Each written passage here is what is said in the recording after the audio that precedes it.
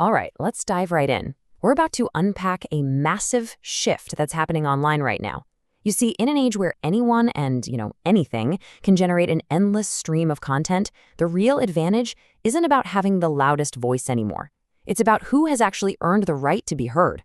And that all comes down to one thing: trust. So to really get a grip on what's going on, let's start with a few numbers. And the first one is a big one: 90%. Just keep that number in your head because it is the foundation for everything we're about to talk about. So what's that 90% all about? Well, it means that by 2026, it's predicted that almost all the content you see online will be AI generated. But here's the paradox, right? Just as the amount of content is exploding, our main way of finding stuff is actually shrinking. Search engine traffic is projected to drop by a quarter. I mean, think about that. It's a tsunami of information with fewer and fewer life rafts to help us navigate it. And then there's this final and maybe the most critical piece of the puzzle: our trust. It's already in a freefall. The net trust score for major news organizations has already dropped 11 points. So just to recap, we've got an explosion of content, a decline in our ability to even find it, and a total collapse in our willingness to believe what we see. This is the new world we're all living in. So that brings us to our first huge challenge, which we're calling the synthetic tsunami. And honestly, that's the perfect way to describe it. This isn't just a little wave of new content. It is an absolute flood of digital noise that is completely reshaping the internet. When you actually stop and look at these numbers, they're pretty staggering. By late 2024, more than half of all new articles are expected to be AI written. And just look at that jump in deepfakes, from about 500,000 to 8 million in just 2 years. The takeaway here is undeniable. We are very quickly moving to a world where synthetic information isn't the exception, it's the default. And this quote right here gets to the absolute heart of the problem. AI is amazing at creating B-plus content. Stuff that's pretty good. But when everyone can instantly generate pretty good content, it completely loses its value. It stops being a differentiator and just becomes the baseline, the noise floor that drowns out everything else. Now, this flood of synthetic content has a direct and incredibly damaging consequence. It's causing a massive, widespread collapse of trust. I mean, when you can't be sure if what you're seeing or reading or hearing is even real, you start to doubt everything. And we're already seeing this play out in the data. People are clicking on organic search results way less than they used to. And it makes perfect sense, right? The channels we've always relied on to discover things are now just clogged with noise, so it's getting harder and harder to find anything that's actually valuable. This really brings the human side of the problem home. A whopping 91% of adults admit they are not confident they can spot a deepfake. That means most of us feel fundamentally unprepared for an information world where our own senses can be so easily tricked. Okay, so faced with this new reality, in an online world you can't instinctively trust anymore, what do?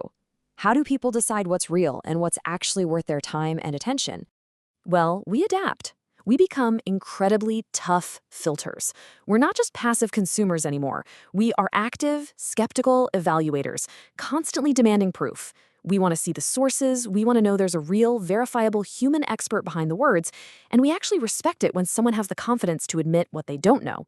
The bar for earning our attention, and especially our trust, has been raised big time. So if the old currency of the internet was just raw attention, what's the new one? Well, in a world of infinite synthetic content, the one thing AI can't mass produce is credibility. And that makes it the new scarce resource. And wherever there's scarcity, there's a ton of value. This scarcity creates something that we are calling the trust premium. See, being a credible, trusted source isn't just a nice to have anymore. It is a real, tangible, measurable advantage when it comes to attention, influence, and yes, commercial success. And this isn't just some abstract theory. It has real-world value.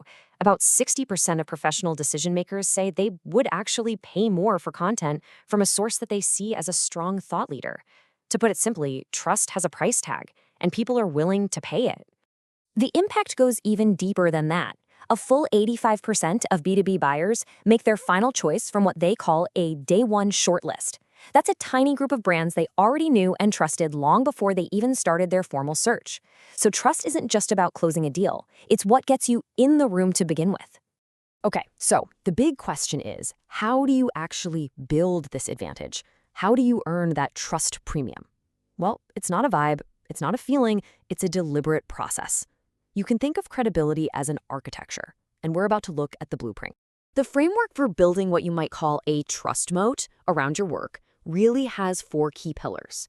It starts with clearly labeling your evidence, being really disciplined about your sources, having a sharp point of view, and structuring everything you create to be useful above all else. Let's just zoom in on one of those pillars: point of view discipline. On the left, you've got pure noise, a generic, totally forgettable statement. But on the right, that's the signal. It uses a specific data point to make a sharp, memorable argument. It doesn't just tell you what's happening, it tells you why it matters. Adopting this framework really requires a fundamental shift in strategy. The old game was all about volume. More posts, more keywords, more impressions. The new game is all about trust. It's about creating one substantive piece that's genuinely useful for making decisions, something so valuable that people actually save it and forward it to their team. So if there's one core strategic takeaway, it's this. In a world that is literally drowning in content, the one strategy that is guaranteed to fail is just adding more water to the flood. You simply cannot differentiate yourself by increasing your volume anymore. Of course, a new strategy demands new ways to measure success. You have to forget about just counting page views. The real metrics of trust are things like save rates and forward rates. How often do people come back to you directly, by name? And here's a big one. Are you so valuable that other people are citing you as a source? Now that is a trust KPI. And ultimately, this is what it all boils down to. When supply is infinite, you can't compete on supply. The only defensible, lasting competitive advantage, the only real moat, is the trust that your audience grants you. And that trust has to be earned, piece by piece, with hard evidence. And that leaves us with one final, and I think pretty provocative, question for you to consider. As you look at what you create and what you consume, you really have to ask yourself, is this building a moat of trust, or is it just becoming part of the noise?